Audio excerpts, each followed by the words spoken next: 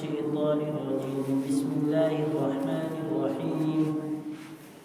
للذين يؤلون من نسائهم تربص 4 أشهر فإن فاءوا فإن الله غفور رحيم وإن عزموا الطلاق فإن الله سميع عليم.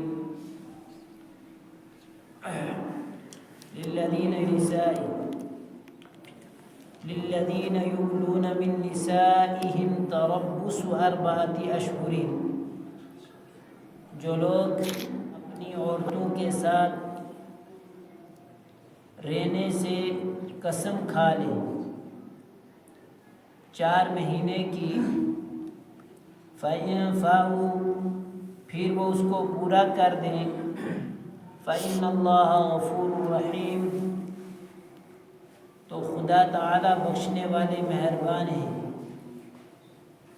وَإِنْ عَزَمُوا الطَّلَاقَ، اور اگر وہ طلاق ہی کا ارادہ کر لے، فَإِنَّ اللَّهَ سَمِيعٌ عَلِيمٌ، بس بے شک اللہ تعالیٰ سننے والے اور رحم کرنے والے ہیں. اس سے قبل والی آیات کے اندر مباشرت ایک انسانی زندگی کے متعلق اہم ارکانوں کو، اہم افعال کو بتانا مطلوب تھا،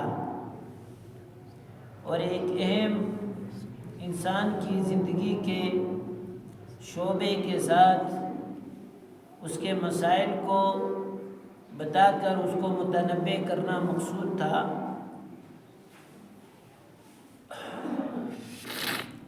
انسان کے اوپر 2 طرح کے حقوق لازم ہیں، ایک حقوق اللہ ہے اور ایک حقوق العباد ہے.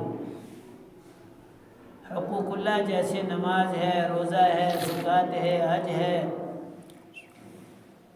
اور ان کو حقوق اللہ اس وجہ سے کہا جاتا ہے کہ یہ بندے کے اوپر اللہ کا حق ہے. نماز جب بھی پڑھی جائے گی وہ اللہ کے لیے پڑھی جائے گی، روزہ جب بھی رکھا جائے گا وہ اللہ کے لیے رکھا جائے گا، زکوٰۃ جب بھی دی جائے گی وہ اللہ ہی کے لیے دی جائے گی، حج کیا جائے گا تو وہ عبادت سے ہے تو وہ بھی اللہ ہی کے لیے کیا جائے گا. یعنی جتنی عبادات کی قسمیں ہیں، جو عبادات سے جو چیزیں تعلق رکھتی ہیں وہ حقوق اللہ میں سے، اور بعض دوسری چیزیں حقوق العباد کے ساتھ تعلق رکھتی ہیں.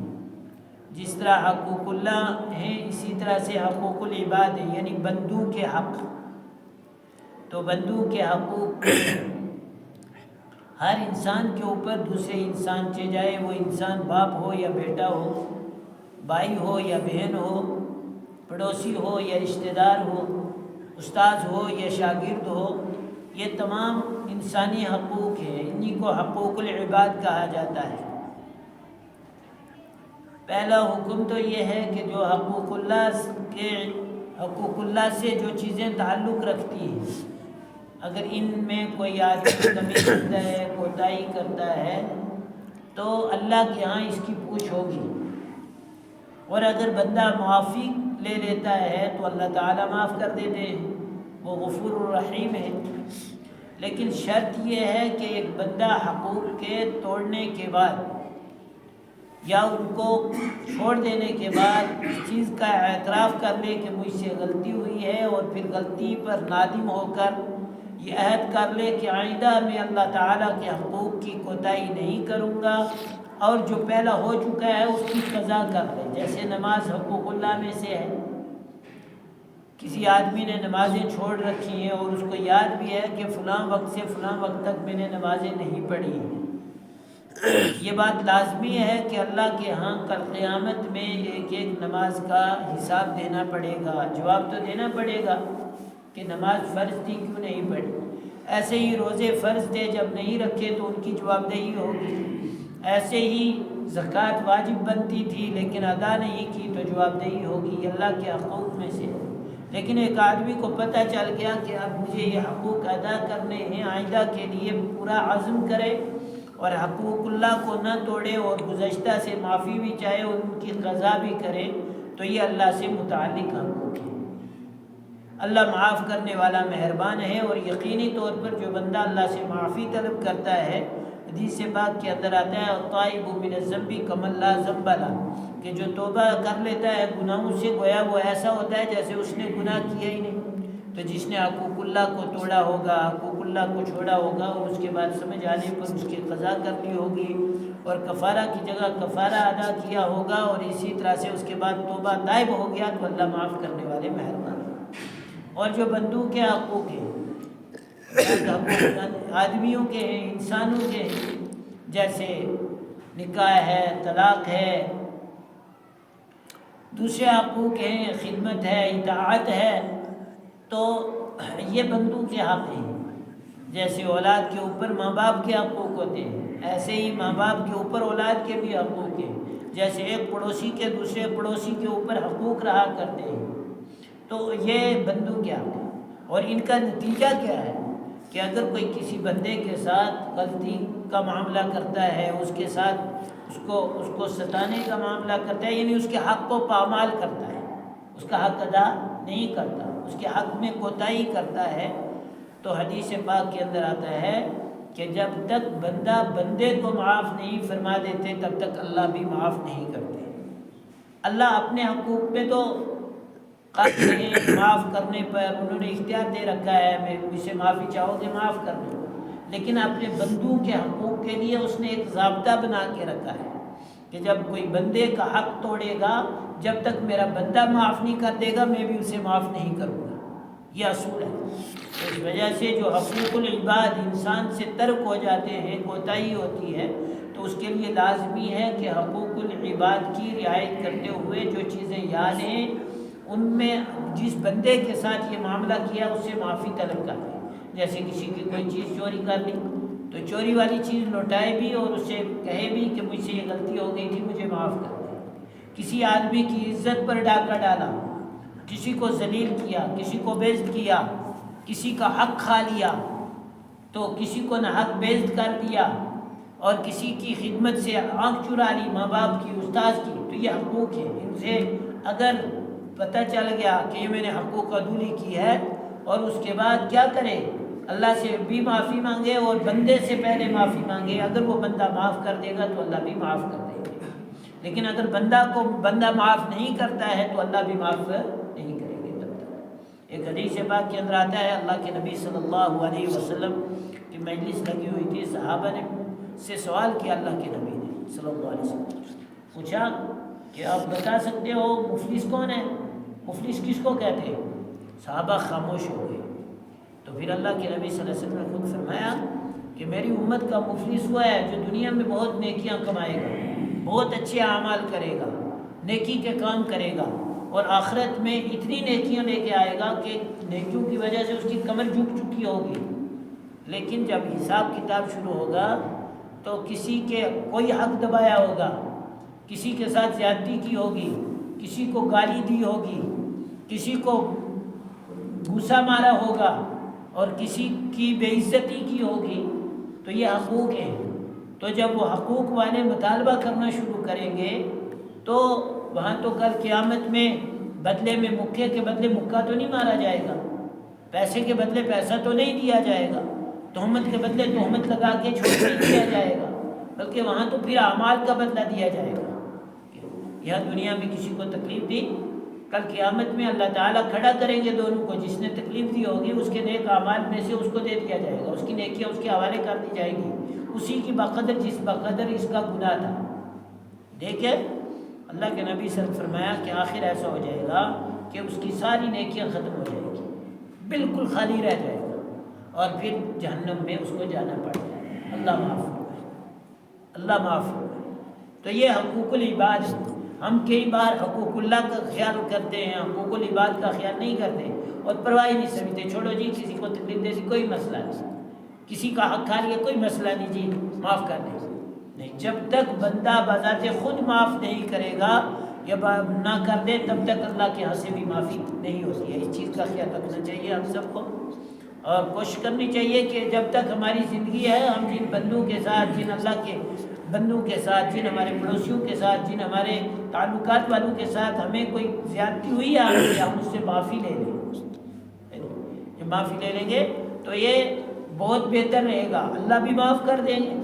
لیکن اگر ہم یہی بوجھ لے کے دنیا سے آخرت کی طرف چلے جائیں گے تو معافی کوئی سوال ہی نہیں پیدا ہوتا. کل کون لالچ نہیں کرے گا, آخرت میں تو سب کو نیکیوں کی ضرورت ہوگی نا.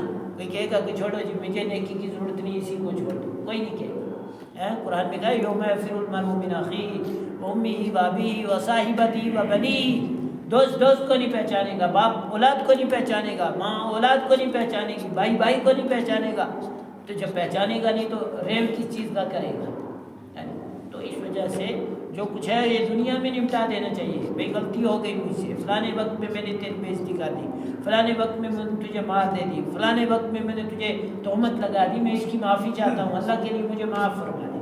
اور پھر اگلا جملہ سنو, فرمایا کہ اگر کوئی بندہ اپنی غلطی پر کسی بندے سے معافی لے لیتا ہے, معافی مانگتا ہے, تو اس کے اوپر واجب ہو جاتا ہے جس سے معافی طلب کر رہا ہے کہ اس کو معاف کرے.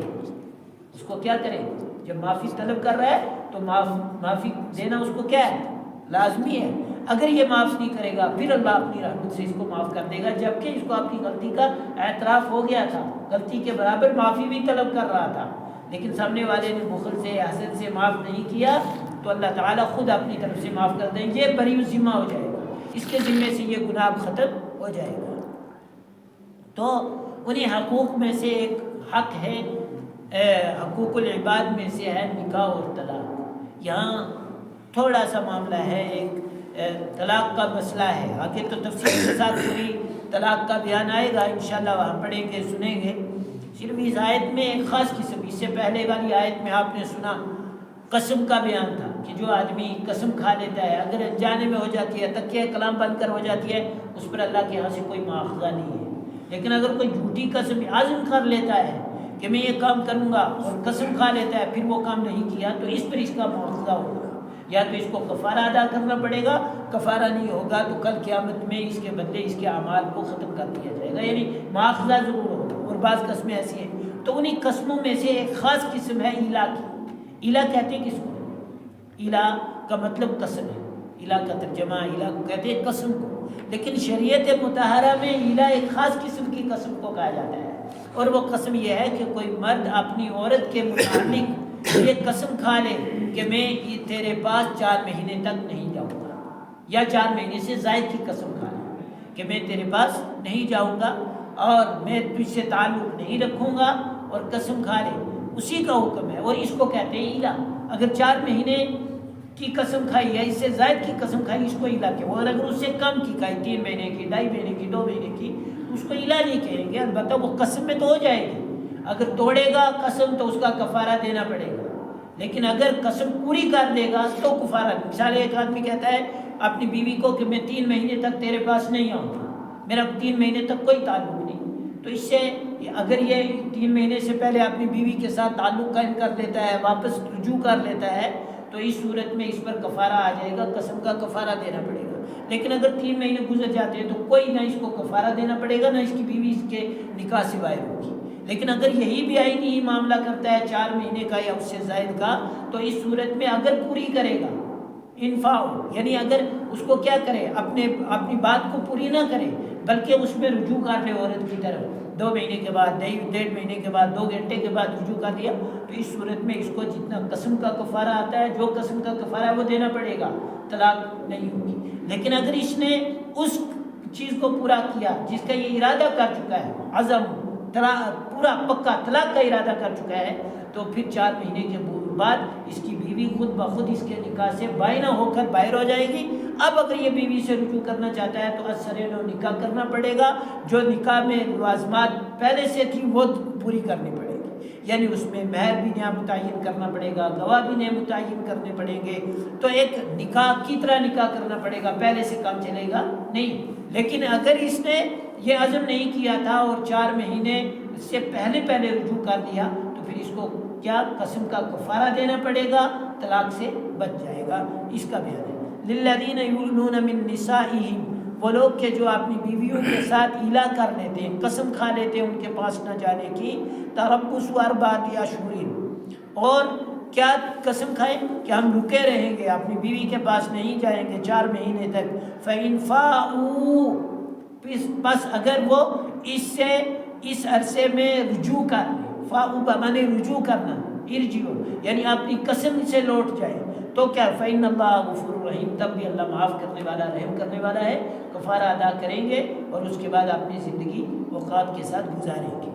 فَإِنْ عَزَمُوا الطَّلَاقَ، لیکن اگر دوسری صورت ہو گئی، طلاق ہی کا پکا ارادہ کر چکا ہے، نہیں میں رجوع کروں گا، میں الہی رکھوں گا، تو پھر کیا ہو؟ وَإِنْ عَزَمُوا الطَّلَاقَ فَإِنَّ اللَّهَ سَمِيعٌ عَلِيمٌ، تب بھی اللہ تعالیٰ سننے والے اور جاننے والے ہیں کہ اس نے جو قسم کھائی ہے اللہ اس کو بھی سنتے ہیں، جو اس نے ارادہ کیا اللہ اس کو بھی جانتے ہیں.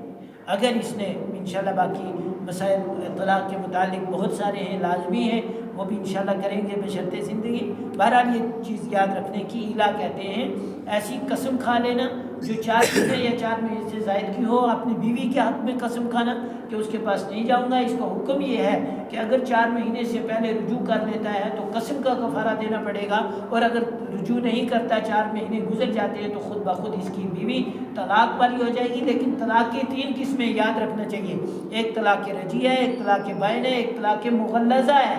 تو اس صورت میں طلاق بائن واقع ہوگی، طلاق رجعی اور طلاق مغلظہ نہیں ہوگی. طلاق بائن کی صورت میں یہ ہوتا ہے کہ آپ کو نکاح دوبارہ کرنا پڑتا ہے اور نکاح کے لوازمات پورے کرنے پڑتے ہیں. اور رجوع کی صورت میں کیا ہوتا ہے کہ آپ نے رجوع کر لیا کہ میں نے یہ طلاق دینی تھی، اس کے بعد رجوع کیا تو رجعی کی صورت میں آپ کو نکاح دوبارہ نہیں کرنا پڑتا. اور مغلظہ جو ہے، تیسری قسم کی طلاق جو ہے، اس کا حکم یہ ہے کہ اس کے بعد آپ کی بیوی آپ کے نکاح سے مکمل نکل جائے گی جب تک حلالہ نہیں ہو جاتا ہے، یعنی کسی دوسرے مرد کے ساتھ اس عورت کا نکاح نہیں ہو جاتا اور پھر وہ اپنی مرضی سے یا تو طلاق نہ دے دے یا اس کا انتقال نہ ہو جائے، تب تک پہلے والے شوہر کے لیے جائز نہیں ہوتی ہے، حلال نہیں ہوتی ہے. اللہ تعالیٰ کے نسل زیادہ عمل کی توفیق عطا فرمائے. اللہ تعالیٰ مسائل کو سمجھنے اس پر عمل کی توفیق عطا فرمائے. سبحان اللہ و بحمدہ، سبحانک اللہم و بحمدک، ونشہد ان لا الہ الا انت، نستغفرک و نتوب الیک.